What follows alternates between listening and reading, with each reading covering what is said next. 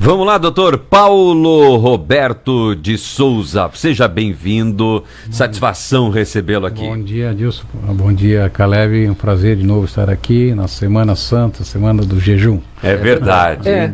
Pois então, vamos falar sobre o jejum então, né, o que é a importância e por quê?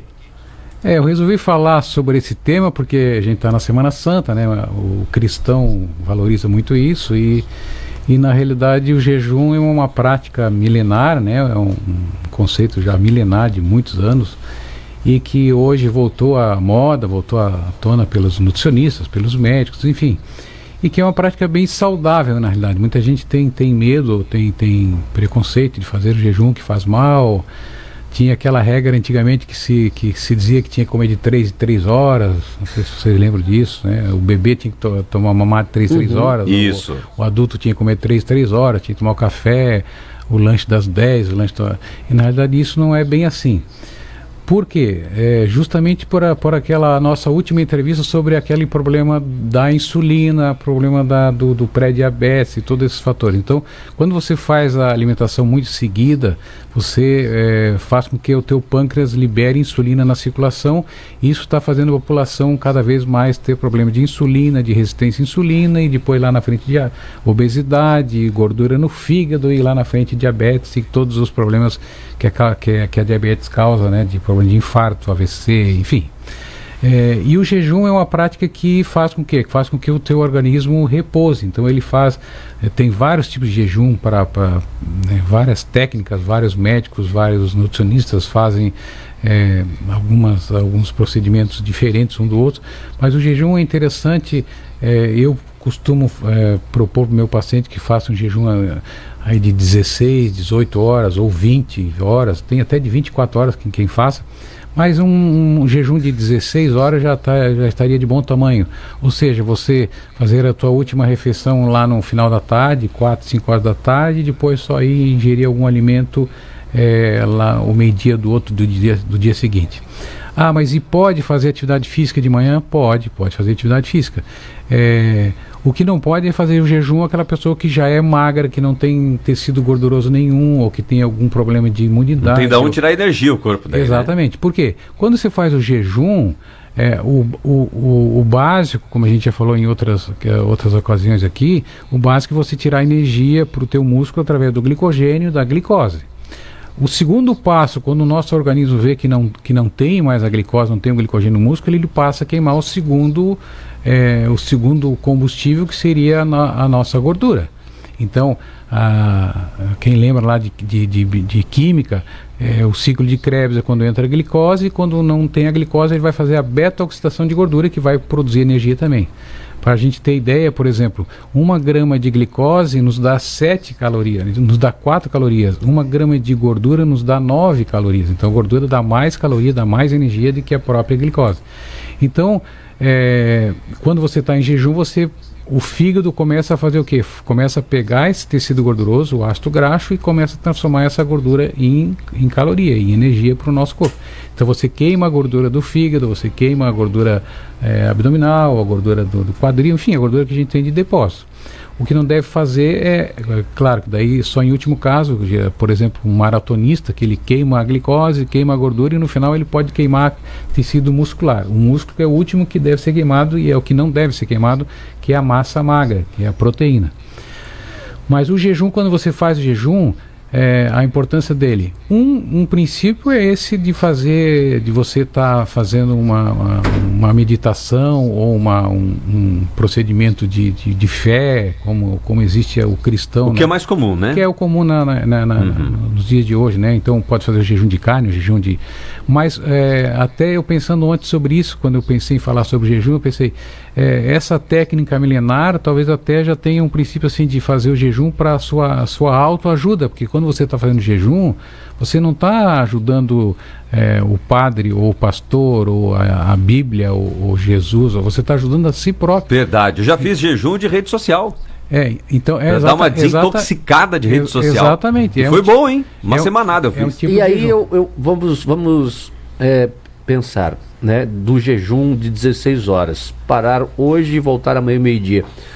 Aí a pessoa, ela vai estar com muita fome, ela pode voltar ou tem que ser de leve, tem que pegar algo leve? Uma sopinha. Isso é boa pergunta. Você não pode fazer esse jejum, Adilson, e chegar no dia seguinte e ir lá pro espeto corrido. Por exemplo, agora tá no Ramadã agora, né? Agora tá na época do Ramadã. Vai começar a fazer mal? Muita gente faz isso, faz o jejum, no dia seguinte vai lá pro espeto corrido e mete uma costela gorda e uma ovelha gorda. Aí também não pode. Por quê? Quando você faz jejum, qual é o objetivo do jejum?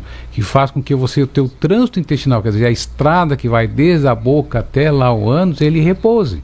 Então você está poupando o teu estômago de trabalhar, você está poupando o teu pâncreas, principalmente. Então o pâncreas, ele diminui a produção das enzimas pancreáticas, o fígado dá uma repousada, o intestino dá uma limpada. É como se fosse fazer uma limpeza da tua rua. Nesse jejum é importante o quê? Ingerir água, porque a água vai fazer com que você limpe esse canal, essa estrada, para tirar toxinas, para manter só as bactérias boas lá no teu trânsito intestinal. Então algumas coisas a gente pode usar. Um suco de limão, que o limão, além da vitamina C, ele faz uma acidificação primária, depois ele faz uma alcalinização do seu sangue. Você pode usar um cafezinho preto, um chá, bastante água. Então são substâncias que não interferem na produção principalmente da insulina. Porque quando o paciente tem uma insulina de basal alta, você fazendo jejum, ele consegue baixar essa curva da insulina. Então você consegue fazer com que a sua insulina basal consiga baixar, e você, com a prática semanal, também não adianta fazer jejum uma vez por ano. Vou fazer jejum na sexta-feira santa. Claro, daí é só uma prática de fé, né? O jejum seria interessante se você tivesse uma técnica que conseguisse fazer semanal, todo dia por algumas horas, ou então 2, 3 vezes por semana, seria bem interessante. Eu costumo falar para o meu paciente, se ele conseguir fazer 2 vezes por semana, já seria bem importante. Por exemplo, domingo... De quantas horas esse jejum de 2 por semana? Pode ser assim, das 10 da noite às 6 da manhã, por exemplo? É muito pouco. Muito pouco. Porque esse jejum... Isso é normal. Esse é o sono, né? A hora do sono. É o horário para dormir. Eu jejum toda a madrugada. Esse horário é para dormir, não é para comer. Então, o jejum ideal, por exemplo, no domingo, você vai almoçar às vezes mais tarde. Então, comeu lá 2 horas da tarde, dali para frente procura não comer mais nada. Só tomar lá um chazinho à noite, um cafezinho, se quiser, ou um chá mesmo, uma água com limão. De manhã acordou, pode dar uma caminhada, pode até na sua academia, e continua até o meio-dia do dia seguinte. Então isso vai dar em torno de 22 horas. Então esse é o jejum ideal. Então, por exemplo, sábado, domingo, que exagerou um pouquinho, de domingo para segunda faz esse jejum.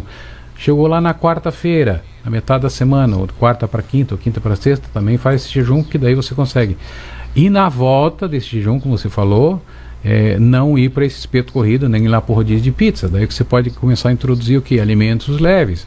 Uma sopinha com frango sem muito carboidrato, ou começar a usar algumas castanha, nozes, alguma oleaginosa. Você pode começar a usar algum prato de salada com ovo, enfim. Qual que é a salada ideal?